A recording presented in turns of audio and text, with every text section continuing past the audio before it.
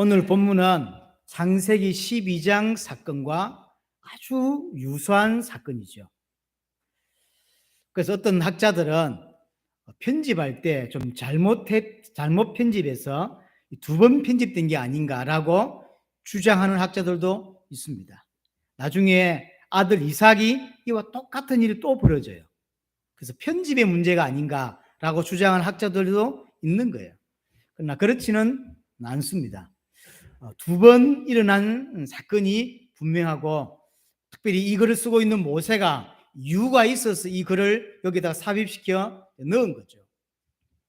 어떤 사건을 우리에게 보여주고자 하는 것이냐면, 아브라함에게 있는 이 죄인의 모습이 계속 반복되고 있다고 하는 걸 우리에게 보여주고 있는 거예요.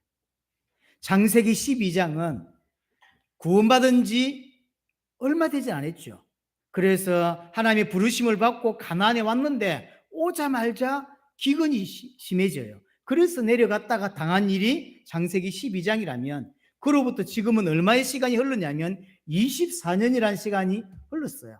여러 가지 하나님을 체험했고 여러 가지 사건들도 많이 있었습니다. 그럼에도 불구하고 아브라함은 여전히 아브라함 속에 있는 그 죄성이, 그 죄가 계속 반복되고 있다라는 것을 우리에게 보여주기 위해서 이 사건을 굳이 기록하고 있는 거죠. 이것이 아브라함이 가지고 있는 죄성이고 그 죄성의 무서움이에요. 여전히 반복되고 있어요. 인간의 죄성은 쉽게 생각하면 안 됩니다. 인간의 죄성은 시간이 많이 흘렀는데도 안 바뀌어요. 안 변한다는 거예요. 아브라함이 하나님을 체험하고 은혜를 많이 받았음에도 이 죄성은 여전히 깊은 곳에 자리 잡고 있었던 거예요. 그러다가 어떤 사건이 터지면 불쑥불쑥 이 죄성이 튀어나와요. 그래서 아브라함에게 죄인의 모습이 계속 반복적으로 등장하고 있는 거예요. 그동안 아브라함은 많은 일들을 겪었습니다. 애굽에 내려가서 살려고 내려갔다가 하나님이 아브라함과 그 사라를 지키시는 그 체험들을 했죠. 아, 죽는 게 아니구나, 하나님이 보호하시는 게 맞구나라고 하는 하나님의 체험을 12장에서 했어요. 14장에서는 조카 롯이 전쟁에 휘말려서 끌려갔다는 이야기를 듣고 말도 안 되는 318명의 가병을 데려가서 세계 최강 연합군과 싸워서 이기는 일이, 이 불가능한 일이죠. 쉽게 말하면 본인도 인정했어요. 그 전쟁을 내가 이긴 것이 아니라 하나님이 이기게 하셨다는 것들 본인이 알게 된 겁니다. 하나님이 하셨구나라고 인정했어요. 하나님의 역사죠. 그뿐만 아닙니다. 자기가 자꾸 하나님이 자기를 통해 씨를 주신다, 언약을 성취하게 하겠다라고 하는 것들이 계속 이렇게 뭐랄까 민기적거리고 있고 뭔가 좀 이렇게 믿지 못하고 있으니까 하나님이 짐승을 쪼개놓고, 둘이는 원래 같이 가야 되지만 짐승 쪼개는 사이로 같이 가야 되지만 하나님 당신이 혼자 지나가시면서 언약을 확실하게 체결해 주시는, 만약 내가 언약을 성취하지 않으면 내가 이 쪼갠 짐승처럼 되겠다라고 하는 것을 아브라함이 친히 몸으로 표현해 주셨죠. 아, 확실하다라는 것들을. 그것뿐입니까? 이름을 바꾸죠.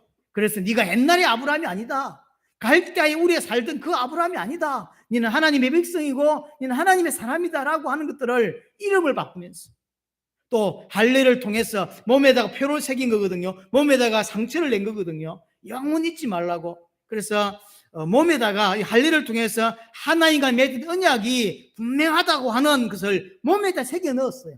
표로 삼았죠. 그럼에도 불구하고 아브라함에게 있는 이 죄성은 변하지 않는 거예요. 변하지 않는 거예요. 우리가 분명히 예수를 그리스도를 믿음으로 구원을 받았지만 우리 속에 남아있는 깊은 곳에 자리 잡고 있는 죄성은 잘 변하지 않습니다. 잘 변하지. 왜 말씀 앞에 서야 되고 왜 그리스도 앞에 계속 나와야 되는지를 오늘 20장을 통해서 봐야 돼요. 이토록 하나님을 체험하고 이토록 하나님을 느꼈고 이토록 많은 은혜를 받았음에도 불구하고 아브라함은 여전히 죄인이라고 하는 사실. 21장에 어떤 사건이 나오죠? 드디어 이삭이 태어나요. 그리고 22장에는 드디어 그 이삭을 하나님께 바치는 사건이 발생한다고. 그 앞에다가 20장을 배치시켜 놓은 거예요. 이 장을. 나름 하나님의 은혜를 받고 성장하고 있고 변화하고 있는 모습을 지금까지 좀 보여줬어요. 그러다가 20장에 와서 20장을 띄워놓은 거 21장으로 바로 드디어 이삭을 낳았다라고 해야 되는데 20장에서 12장의 사건을 그대로 보여주듯이 똑같은 사건을 반복시키고 있는 거예요. 그토록 은혜 받았지만 인간 속에 남아있는 죄성은 불쑥불쑥 튀어나오는 거예요. 그래서 말씀 앞에 매 주일마다 매 시간마다 하나님 앞에 나를 세우지 않으면 우리 아브라함처럼 똑같은 그런 죄성들이 계속 올라올 수밖에 없는 거죠. 그래서 죄인의 모습으로 계속 살아갈 수밖에 없는 거예요. 오늘 모습을 통해서 뭘 또 하나 볼 수 있냐면 아브라함의 모습을 보면 언약 때문에 했다. 언약을 위해서 했다라고 하는 행동들이 몇 개 있었어요. 그것이 언약 때문이 아니었구나라는 걸 오늘 장면을 통해서 볼 수 있는 거예요. 애굽에 내려갔을 때 사라를 바로 왕한테 보냅니다. 돈 주고 마치 팔듯이. 왜 그렇게 하냐면 언약 때문이었어요. 내가 살아야 된다. 하나님 뭐라 말씀하시냐면 나를 통해서 내 몸에서 씨가 태어나게 될 거라고 이야기를 했다. 그래서 내가 살아야 언약이 성취된다. 내가 죽으면 하나님 언약이 어찌 되겠냐. 그래서 사라를 보내고 지는 돈 받고 물러선단 말이에요. 마누라를 팔아먹는 거, 이 말도 안 되는 그 이유가 뭐였죠? 언약 때문이었어요. 또 그 사라는 그 말이 또 순종합니다. 아무 소리 않고 또 가요.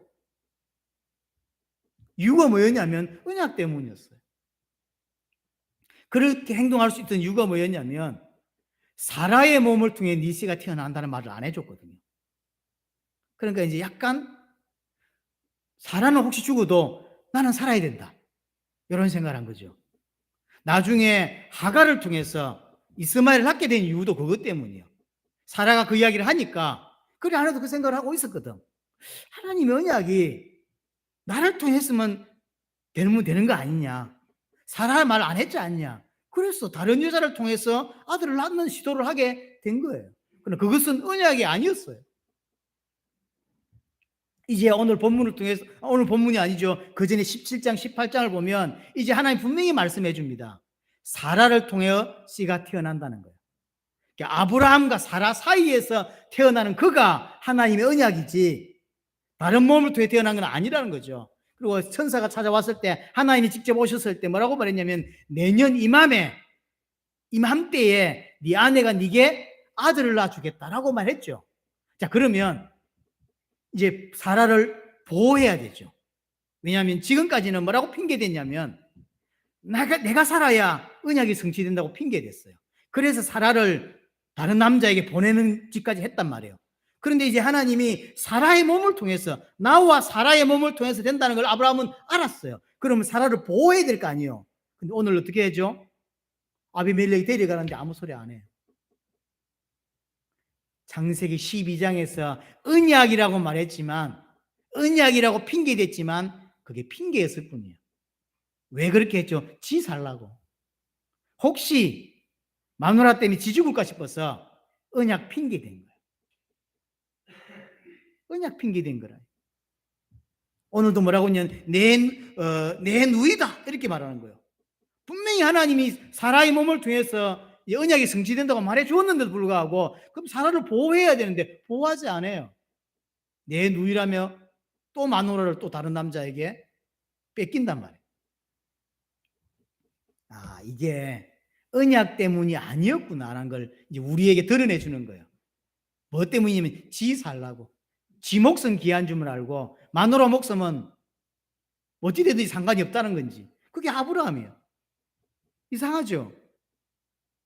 오늘도 지 살라고. 그래서 오늘 우리에게 독자인 우리에게 뭘 보여주냐면 그게 언약 때문이 아니었다고 하는 걸 이게 들통나게 만들어주는 거예요. 아, 아브라함이 그 행동이 언약 때문이 아니었구나. 많은 기독교인이 사실 언약 핑계 삼아 많은 것들을 합니다. 근데 시간 지나보면 언약 때문이 아니었던 거예요. 지 잘 되려고, 지 돈 벌려고, 지 잘 나가려고 언약 핑계대고 교회 핑계대고 하나님 핑계 되는 거죠. 여전히 아브라함 속에 죄성이 있음을 재성이 그대로 드러났음을 보여주는 거죠. 아까도 말했지만 그 사이 분명히 아브라함은 많은 일들이 있었습니다. 애굽에서 올라오면서 배운 게 있거든요. 하나님이 나를 보호하시고 지키시는구나 하는 걸 배웠어요. 그래서 이제 양치는 문제에 있어서 조카 롯과 싸움이 벌어지게 되죠.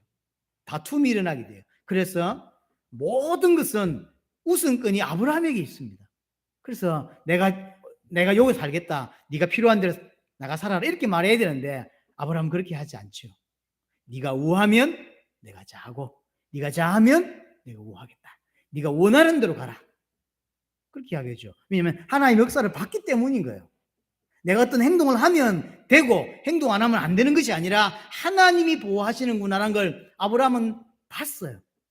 이걸 롯은 못 봤거든요. 그래서 나중에 멸망할 땅, 그 소알 땅, 그 다음에 그 소돔 땅을 하나님의 동산처럼 여기고 롯은 그쪽으로 가죠. 근데 아브라함은 롯을 보내놓고 헤브론으로 올라가요. 산지로 간다니까. 좋은 땅을 찾아가는 것이 아니라 사람들이 안 사는 산지로 올라가서 하나님만 소망하며 살아가요. 그게 아브라함의 모습이었어요. 또 전쟁에서 승리하고 나서 멜기세덱 앞에서 하는 고백 보세요. 멜기세덱에게 11조를 냅니다. 그래놓고 뭐라고 그러죠? 이 전쟁이 하나님이 이기게 하신 전쟁이고 전쟁에서 거둔 전리품이 내 것이 아니라 하나님이 겁니다라고 하는 게 11조의 의미였어요. 그게 11조의 시작이에요. 11조는 내 생명이 하나님께 있습니다. 내 모든 물질이 하나님께 있습니다. 내게 주어진 모든 시간 전부 하나님이 겁니다라고 하는 고백이 11조라니까요. 그래서 사실 어릴 때부터 성도들 가슴 속에 이런 부분들이 사실 숨겨져야 돼요. 그냥 하는 행위도 뭐가 중요해라고 말할 수 있지만 그렇지 않습니다. 그런 행위들을 통해서 11조를 하고는 이런 행위들을 통해서 하나님께 신앙 고백하는 습관들을 들여야 돼요. 아브라함은 멜기세덱에게 11조를 드리면서 이 전쟁이 하나님께서 하신 전쟁이고 모든 전리품이 하나님의 겁니다. 내 거 하나도 없습니다 라고 하는 고백을 한단 말이에요. 아브라함이 변했죠. 아브라함이 성장했어요. 소돔 왕 앞에서 뭐라고 합니까? 모든 백성은 내게 돌려주고 모든 전리품 네가 가져가라 라고 하니까 아니다. 하나님이 나를 축복하시고 하나님이 나를 인도하고 계신다. 혹시 네가 나중에 헛된 소문을 낼까 싶었어. 소돔 왕이 도와줘서 이렇게 성공했다라고 말할까 싶어서 나는 실오라기도 하나도 가져가지 않겠다. 들매끈 하나도 내가 가져가지 않겠다라고 이야기하죠. 성장한 모습을 우리에게 보여주고 있어요. 그럼 성장 안 했냐? 성장했다니까요. 안 변했냐? 분명히 변했어요. 하지만 아브라함에게 여전히 깊은 곳에 재성이 그대로 남아있고 변하지 않고 있다고 하는 사실이에요. 여러분이 예수를 그리스도로 믿어도 여러분들의 재성은 깊은 곳에 자리 잡고 있음을 인식해야 돼요. 그래서 말씀 앞에 서지 않고 빛 앞에 나를 내가 거하지 않으면 하나님 앞에 나를 세우지 않으면 여러분들은 아브라함의 행동이 그대로 매일 삶 속에서 드러날 수밖에 사실은 없는 거예요. 오늘 아브라함이 하나의 행동이 한 민족을 몰살시키고 보냈어요. 오늘 7절 한번 보세요. 이제 그 사람이 아내를 돌려보내라. 이제 아브라함이 어떤 행동 때문에 이제 그는 선지자라 그가 너를 위하여 기도하리니 네가 살려니와. 그러니까 아브라함의 아내를 돌려보내고 아브라함이 네게 기도해야 네가 산다는 거예요. 그렇지 않으면 너와 내게 속한 자가 다 반드시 죽을 줄 알지니라. 좀 이해할 수 없는 일 중에 하나가 아이러니한 게 뭐냐면 사라의 미모죠. 자, 창세기 12장에서 사라의 나이가 몇 살이죠? 65세죠. 지금하고는 많이 다르겠죠. 지금으로 또 몇천 년 전이니까 아브라함이 175세에 죽었다고요. 요즘 보통 남자들이 몇 세에 죽습니까? 80세, 90세 사이쯤에 주로 많이 죽죠. 그러면 그걸 대충 정리해도 그걸 기준으로 삼더라도 사라도 120 몇 세에 죽거든요. 127세인가요? 그래 죽죠. 그런 걸 감안하더라도 좀 요즘으로 말하면 40대 한 중반? 그 정도는 안 되겠습니까? 그런 사람 있죠. 40 중반인데 완전 아가씨 같은. 태어날 때부터 좀 이렇게 그런 사람이 있어요. 근데 지금 사라의 나이는 몇 살이죠? 89세예요. 그리고 분명히 17장입니까 18장에서 생리도 끊어지고 아기를 놓을 수 없는 몸 상태가 됐다고 말했어요. 그런데 너무 이해 안 되는 거. 그 여자를 보고 89세 된 할머니를 보고 너무 아름다워가지고 또 데려간다는 거예요. 이게 가능한가? 자, 그럼 답은 하나예요. 나중에 아이를 낳았대, 이삭을 낳았잖아요. 그럼 어떻게 낳았을까요? 성령으로 잉태했나요? 아니잖아요. 정상적인 것으로 통해서 애를 낳았다고. 그러면 이 사라는 생리를 다시 시작했단 말이 되는 거죠. 그래야 애가 생기죠. 쉽게 요즘 말로 해춘한 거예요. 우리는 잘 이해할 수 없지만 분명히 사라는 좀 분명히 이렇게 애기 놓을 수 있는 상태로 바뀐 건 확실해요. 이 사라를 보고 아비멜렉이 오늘 너무 반한 거죠. 그래서 아내로 데려가는 일이 벌어지게 되죠. 이 사건 때문에 사실은 그랄 족속이 완전히 몰살당할 뻔한단 말이에요. 아브라함의 잘못된 판단 때문에. 아브라함을 보세요. 아브라함이 소돔을 위해 기도할 때 정확히 말하면 조카 롯을 위해 기도하는 거죠. 그때 뭐라고 말했냐면 창세기 18장에 보면 하나님이 소돔과 고모라를 멸하겠다라고 하니까 악인과 의인을 함께 멸하는 것이 옳습니까?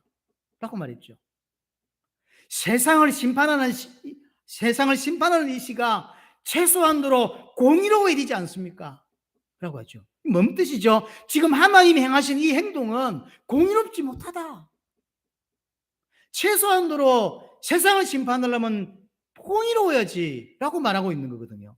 마치 아브라함이 굉장히 공의로운 것처럼 자기는 굉장히 공의롭고 하나님은 공의롭지 못한 것처럼 하나님께 대들고 하나님을 비판하는 일을 지금 했단 말이에요. 하나님을 불신하고 하나님을 정죄하고 대단히 자기는 의로운 것처럼. 그런데 의롭습니까? 본인은 한 행동 요구 때문에 한 민족이 몰살당할 뻔했다니까요. 의인이 아니라 죄인이요. 마치 말은 의인인 것처럼 말해놓고 이게 아브라함의 죄성입니다.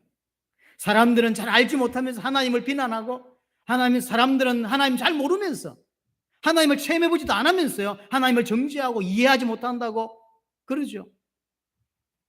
하나님은 아브라함에게 의인 10명만 있으면 소돔을 멸하지 않겠다고 말했지만 실제로는 의인 10명이 아니에요. 의인 1명만 있어도 멸하지 않는 사랑의 하나님이었어요.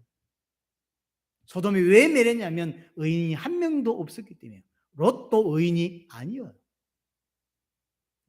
또 소돔에 포함된 게 소할 땅입니다.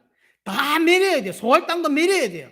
근데 하도 롯이 이것만 주십시오. 이것만 저거 있어야 삽니다. 하도 하니까 하나님이 멸해야 되는 소활까지도 양보하시고 좋아. 소활은 내가 멸하지 않을게.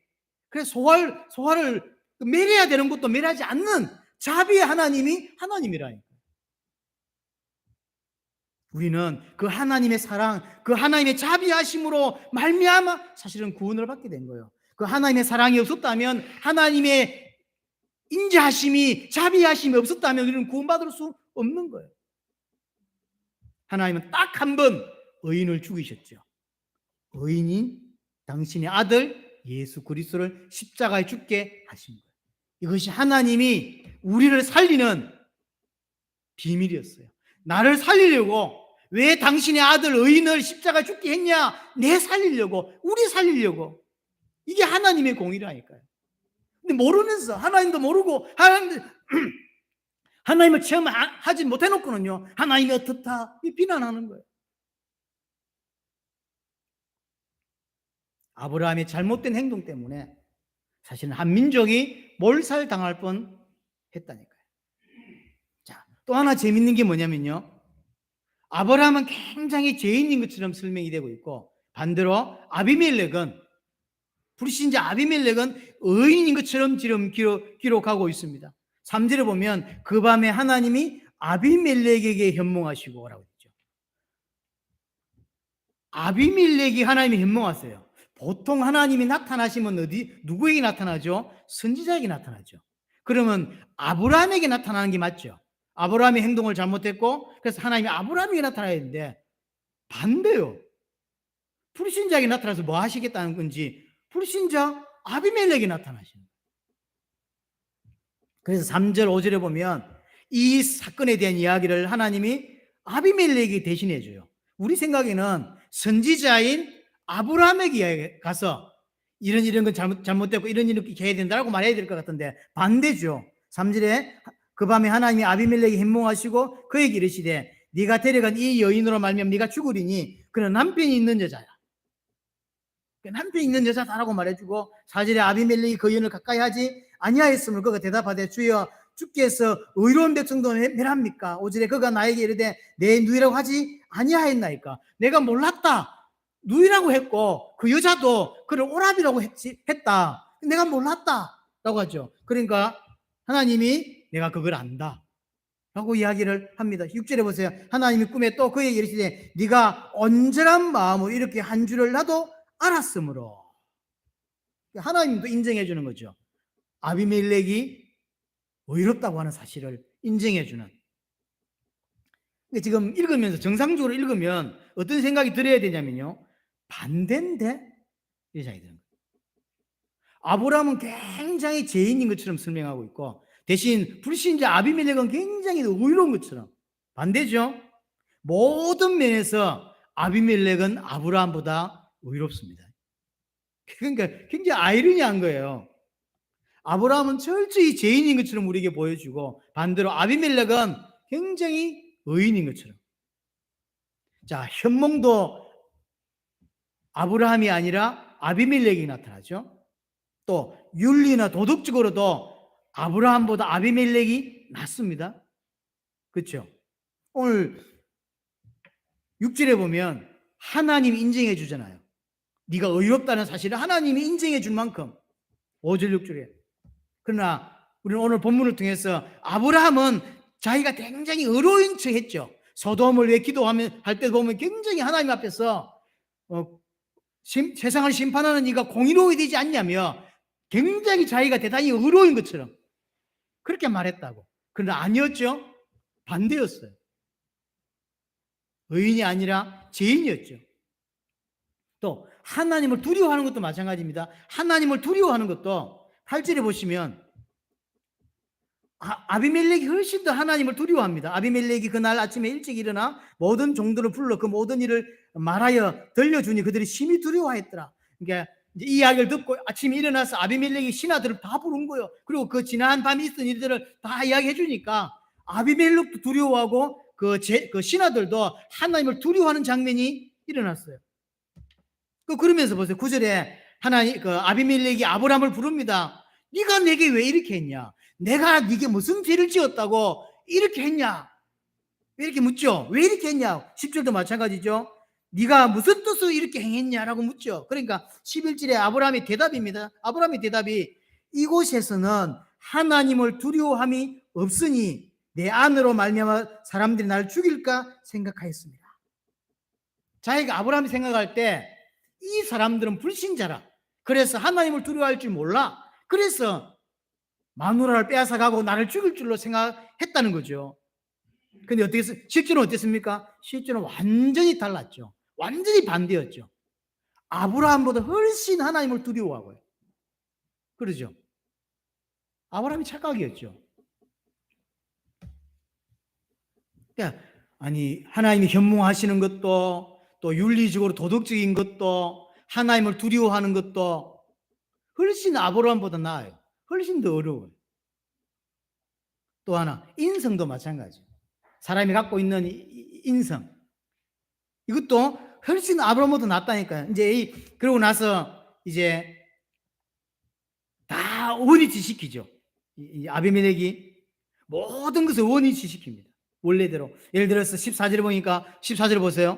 아비멜렉이 양과 소와 종들을 이끌어 아브라함에게 주고 보상을 하는 거죠. 저는 법적인 용어를 잘 몰라서 이게 보상인지 배상인지 잘 모르지만 하여튼 이제 보상을 해주는 거. 그러면서도 그리고 아내도 돌려주고 15절에 이야기합니다. 내 땅이 네 앞에 있다. 아브라함 보고 하는 소리죠. 네가 보기에 좋은 데로 거주하라. 혹시 네가 살아갈 땅이 필요하냐? 네가 얼마든지 살아라. 보상도 하죠. 그 다음에 땅도 주죠. 16절 보세요. 사라에게 이르되 내가 은 1000개를 내 오라비에게 주어서 그것으로 너와 함께 여러 사람 앞에 내 수치를 가리게 하였노니. 보상도 하죠. 땅도 주죠. 그 다음에 혹시 이 사람이 지금 사람들의 소문에 왕이 아비멜렉이라는 왕이 아브라함의 마누라를 뺏어갔다라고 하는 이런, 또는 뺏겼다라고 하는 이런 상처를 받을까봐 은 1000개를 주면서 이게 보상도 하고 뭐랄까요, 이제 이렇게 치료하는 이런, 그런 게 아니다, 뺏긴 게 아니다라고 하는 것들을 이렇게 수치를 가리는 일을 합니다. 대단하죠. 그냥 보상만 하는 게 아니에요. 여자 돌려보내고 보상하고 이게 아니에요. 창세기 12장을 한번 생각해 보세요. 창세기 12장의 마지막 바로왕이 아브라함 가족을 어떻게 하죠? 내쫓아요.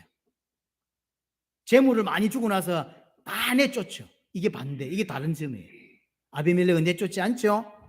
해야 될 보상을 다 하고 땅도 주고 와이프도 보내주고, 그러면서 혹시 이 사람들이 상처받고 살아가지 않도록 수치를 가려주는 일들을, 그 정확하게 어떤 건지 모르지만 우리로 같다면 이제 상담사 배치해서 이 사람들이 남은 인생을 이렇게 상처받지 않게 살아갈 수 있도록 어떤 큰 사건이 탁 터지면 왜 그런 걸 해주잖아요. 그런 것처럼 이 사람이 참 대단한 거예요. 모든 면에서 아브라함보다 나아요. 그렇죠. 이런 것도 살핀다니까요. 바로왕은 다 내쫓았는데 그렇지 않고 수치를 가렸다고 표현되어 있죠. 16절 다시 보세요. 그래가지고 여러 가지 사람 앞에서 내 수치를 가리게 하였노니. 그래서 다 아브라함이 그걸로 상처를 받지 않고, 사라도 상처를 받지 않고, 또는 잘못된 소문으로 인하여 남은 여러 가지 이상한 말로 오해되지 않는 것들을 한토록 많은 것들을 치유해 주는 거예요. 도와주는 거죠. 참 보통이 아니죠. 어느 그 하나 믿음의 사람 아브라함보다 불신자 아비멜렉이 낫다니까 지금. 근데 아브라함은 어쩌죠? 아브라함은 좀 이상해요. 요즘 말로 말하면 쓰레기. 이상해. 이 정도 사건을 쳐서 한 민족이 몰살당할 뻔하고, 이것 때문에 이 아비멜렉은 얼마나 많은 재산을 내놓았습니까? 그래서 보상도 하고 치유할 수 있는 많은 것들을 투자해서 다 보듬어 주죠.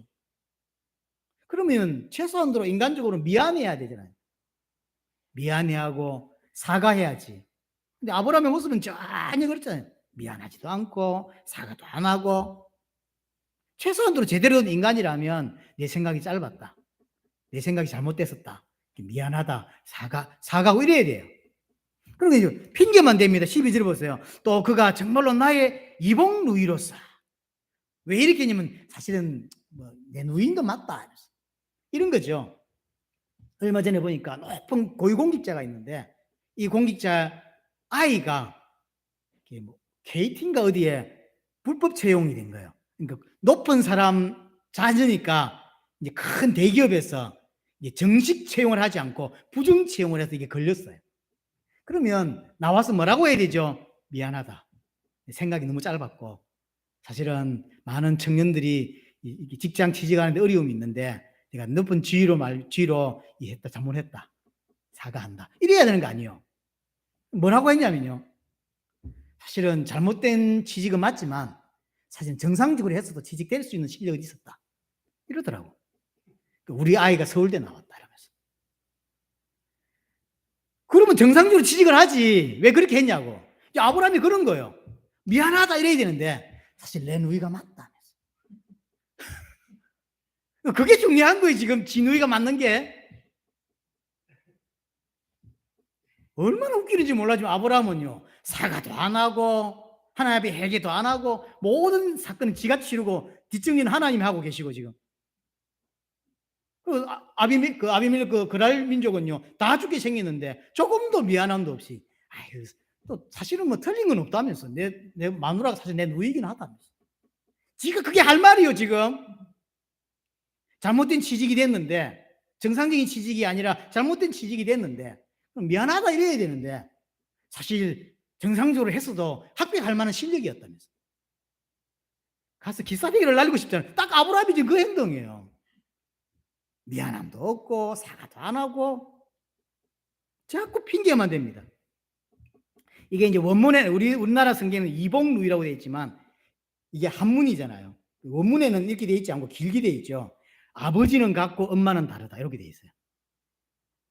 오병이어도 마찬가지죠. 한문으로 우리는 오병이라고 되어 있지만 실제로는 물고기 5마리와 떡 2덩이 이렇게 되어 있어요. 우리는 이제 한문이 같이 쓰다 보니까 이렇게 이제 편리하게 그냥 이복루이라고. 근데 이제 이 말에 내 이복루이다. 아버지는 같고 엄마가 다르다라고 이 말이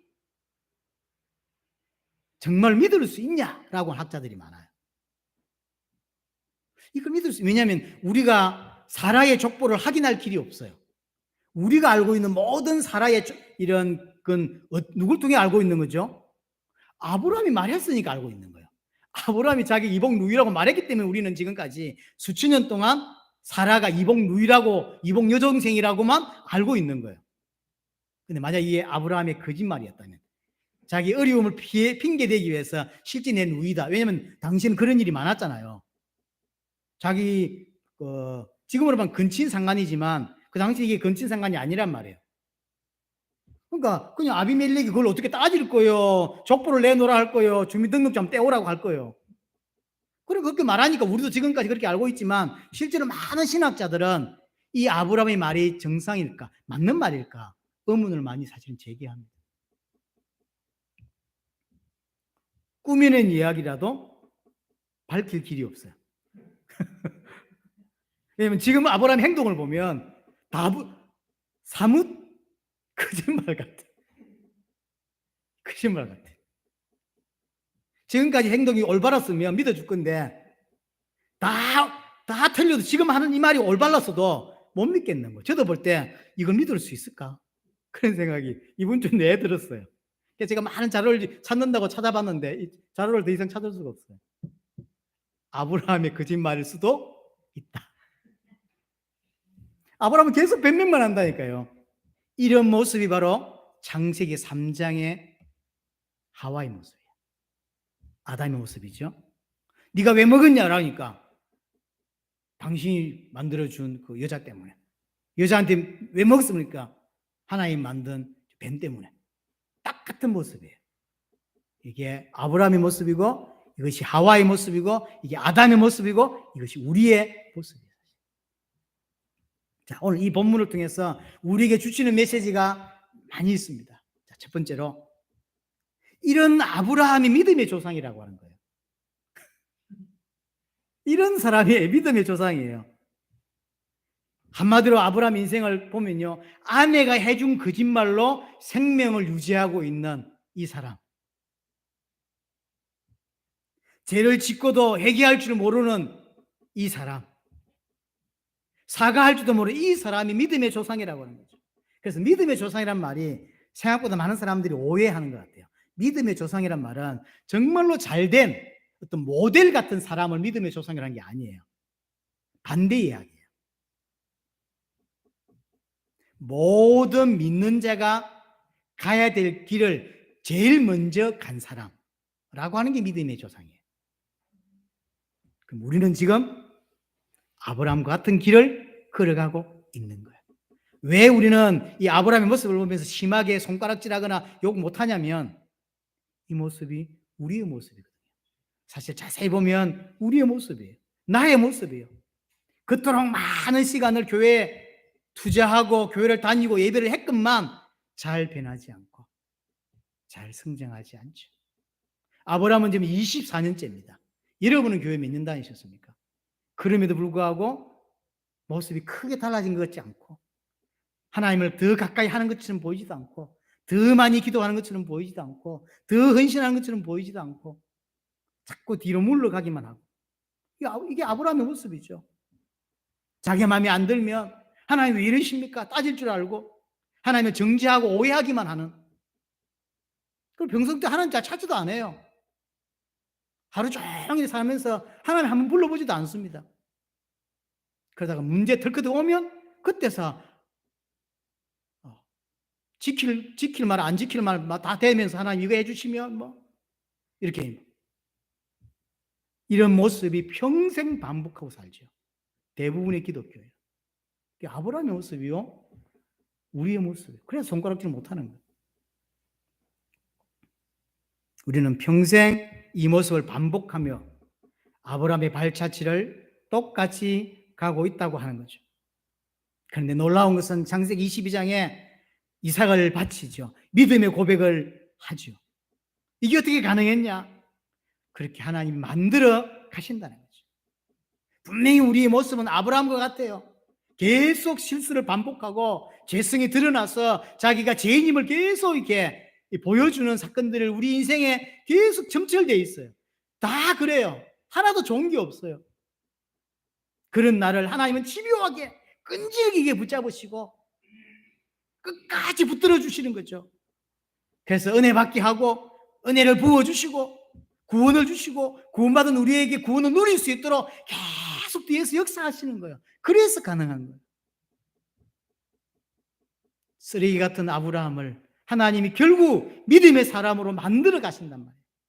아무것도 아닌 우리를, 정말로 쓰레기 같은 우리를 하나님은 오랫동안 기다리시면서 그렇게 우리를 이끌어 가시고 만들어 가고 계신 거예요. 13절 한번 보세요. 13절이 맞죠? 하나님이 나를 내 아버지의 집을 떠나 두루 다니게 하실 때에, 이는 아브라함의 이야기입니다. 내가 내 아내에게 말하기를 이후로 우리의 가는 곳마다 그대는 나를 그대의 오라비라 하라. 이것이 그대가 내게 베풀 은혜라 하였노라. 자, 창세기 12장에서 이야기를 했고 오늘 창세기 20장에서 이야기를 했습니다. 과연 이게 두 번째일까요?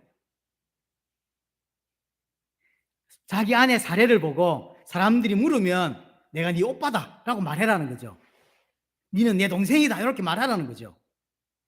근데 오늘 본문에 뭐라고 표현되면요, 가는 곳마다 두루 다니게 하실 때에 우리의 가는 곳마다 그대는 나를 그대의 오라비라 하라. 이게 과연 두 번째일까? 내가 볼 땐 단골 멘트예요. 그래서 저는 개인적으로 이게 지금 모세가 두 번째만 기록해서 그렇지 꽤 많은 곳에서 해 써먹었던 단어 같아요. 쓰레기죠. 진짜 아브라함 이상해요. 그 이상한 아브라함을 하나님이 끌고 계속 기다리시고 그래서 믿음의 사람을 만들어 가신다. 그래서 정말로 아브라함이 어떻게 이삭을 바쳤을까라고 할 때 답은 하나예요. 과연 21장에서 아브라함이 이삭을 낳습니다. 이삭을 낳고 나서 이 언약이 정말로 하나님께서 성취하시는구나라고 진짜 급하게 급성장했을까 믿음이? 만약 급성장했다면 그것도 하나님이 하신 거죠. 그러나 급성장한 게 아니라 그렇게 될 수 있도록 하나님이 은혜를 부어주신 거예요.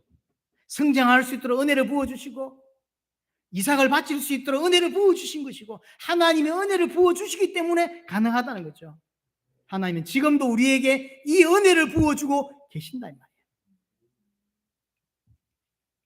결국은 하나님께 순종하고 결국은 언약에 순종하며 결국은 당대의 세계복음을 할 수 있는 자로 계속 만들어가고 있는 거예요.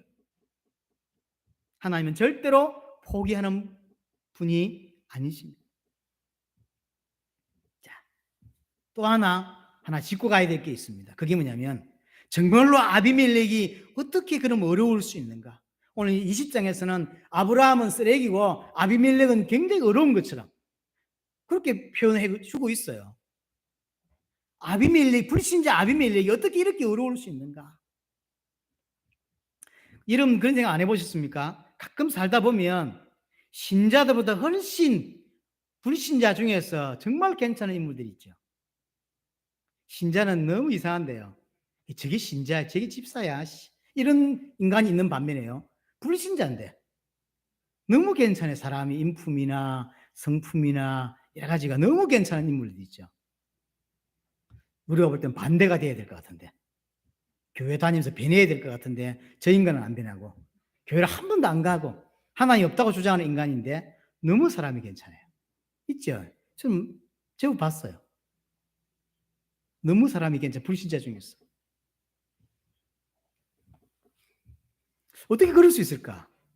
그것 또한 하나님께서 은혜를 주셨기 때문에 가능한 거예요. 하나님이 은혜에서 나온 거예요. 절대로 하나님과 단절된 인간, 죄인은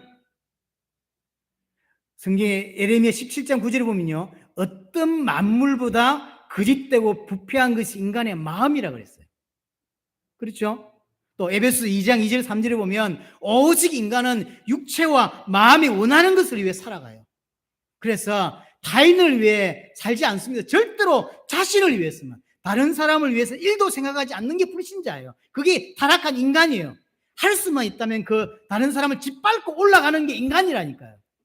그런데 어떻게 이럴 수 있냔 말이에요. 분명히 예수님도 사람에게서 나오는 것은 음란과 타락과 살인과 질투와 비방과 속임과 거짓말이라고 했어요. 예수님도 직접. 그럼에도 불구하고 어떻게 이 불신자가 이런 어려운 행위를 할 수 있냐는 거예요. 하나님이 하신 거예요. 자, 6절 보세요. 6절. 하나님이 꿈에 또 그에게 이르시되 네가 온전한 마음으로 이렇게 할 줄을 나도 알았으므로 너를 막아 내게 범죄하지 아니하게 하였나니. 하나님께서 막으셨죠? 하나님께서 막으셨기 때문에 범죄하지 않게 만드신 거예요. 불신자의 어려움도 하나님의 은혜를 베풀어 주셨기 때문에 죄를 컨트롤할 수 있도록 해 주시기 때문에 가능한 거예요. 자기는 지가 착해서, 자기는 지가 의로워서 그런 줄로 생각하겠지만 그게 아니에요. 오늘 하나님이 아비멜렉에게 나타나서 죄를 막아주신 거예요.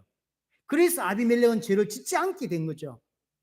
불신자 중에 너무 어렵고 불신자 중에 너무 괜찮은 사람도 있습니다. 왜 그럴 수 있냐면 하나님이 죄를 컨트롤해 주신 거예요. 하나님이 컨트롤해 주지 않으면 원래 타락한 모습으로 살 수밖에 없게 돼 있어요. 왜 그렇게 하시냐면 하나님이 우리에게 남겨주신 세계복음화가 남아있기 때문이에요. 세계복음화 될 때까지 하나님이 사회 기능을 통해서 죄를 컨트롤하게 한다니까요. 죄를 컨트롤하게 하고 어떤 사람이 양심을 주어서 그래서 양심의 가책을 느끼게 하고 그렇게 그런 것들 하나님 컨트롤해 줘요. 그래서 죄를 억제하게 하고. 왜? 다 망하면 안 되니까.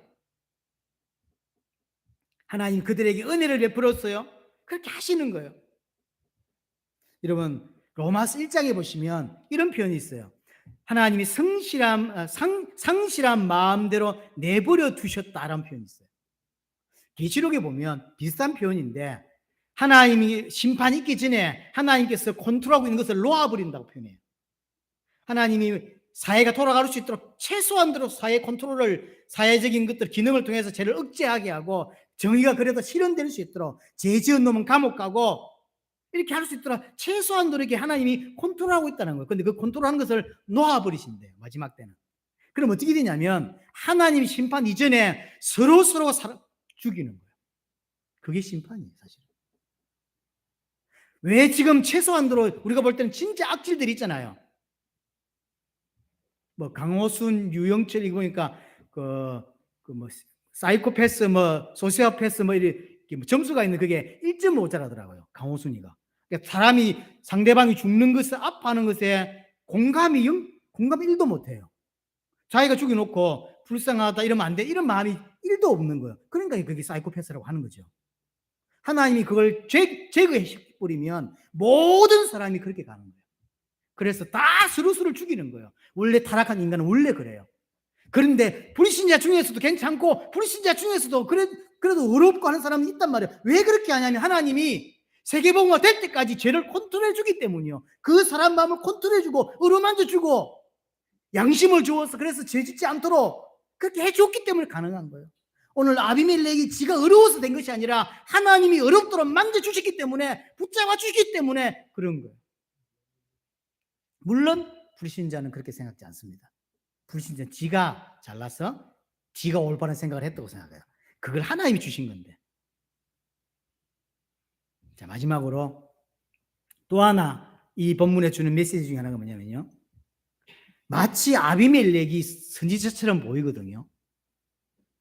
아까 말했던 이 현몽하는 것도 그 다음에 의로움도 인성도 모든 것이 아비멜렉보다 사실은 아비멜렉이 더 낫죠. 아브라함보다. 근데 하나님은 누구를 선택하죠? 그 의로운 아비멜렉을 선택하지 않고 죄만 짓고 있는 아브라함을 보호하시고 아브라함을 택하죠. 왜 그럴까요? 분명히 아비멜렉이 훨씬 어렵고 훨씬 괜찮아요. 죄는 아브라함이 훨씬 많이 짓고 13장 12장 보세요. 12절 보세요. 12절 13절 보세요. 아마 거짓말일 가능성이 농후합니다. 이게 믿음의 조상이라 인간이. 그런데 하나님은 아브라함을 채찍하고 아브라함을 야단치고 징계해야 되는데 죽을 뻔한 건 아비멜렉이고 축복받는 건 누구냐면 아브라함이에요. 왜 그럴까요? 아브라함이 당신의 아들이기 때문이고 아브라함이 선지자이기 때문에. 그렇죠? 그것 때문이에요.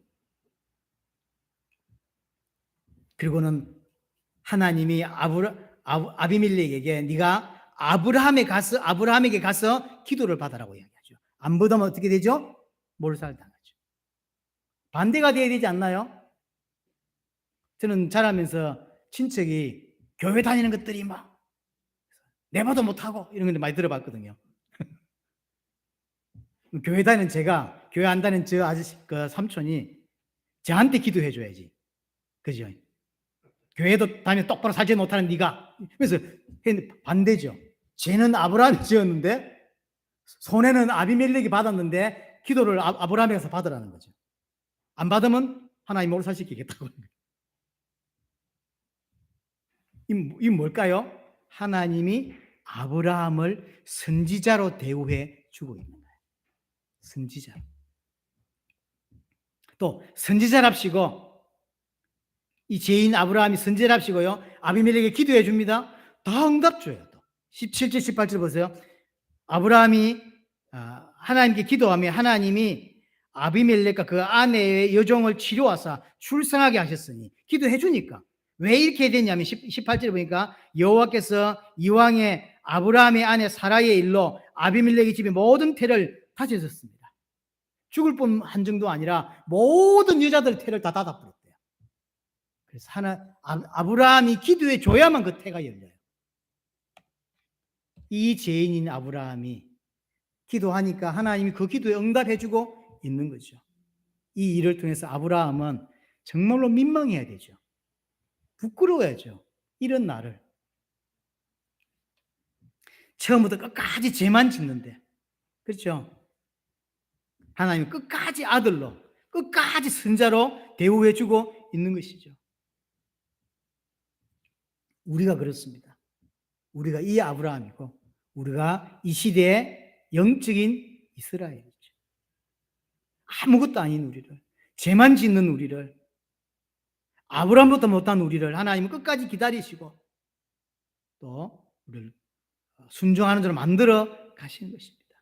아브라함에게 사건을 통해서 깨닫게 해주셨다면 우리에게는 말씀을 통해서 깨닫게 해주시는 거죠. 말씀의 빛 앞에 섰을 때 조금 더 하나님을 알게 되고 말씀의 빛 앞에 섰을 때 내가 죄인임을 알게 되고 말씀의 빛 앞에 섰을 때 내 안에 있는 죄를 억제하게 되고 죄성을 누르게 되고 이기게 되는 일이 벌어지는 거예요. 여러분들이 말씀 앞에 계속 서셔야 돼요. 일주일에 한 번 말씀 듣는 것이 아니라 매일 말씀 앞에 서셔야 돼요. 매일 빛 앞에 서야 그래야 하나님을 알게 되고 내 죄성을 이기고 죄인으로 살지 않고 죄인이지만 죄를 이기고 하나님의 뜻에 따라 순종하며 사는 자가 될 수 있는 거예요. 아브라함은 사건을 통하여 우리에게는 말씀을 통하여 빛 앞에서는 은혜가 있기를 바랍니다. 그래서 분명히 죄인이지만 그걸 넘어서고 이기는 은혜가 여러분들에게 있게 되기를 바랍니다.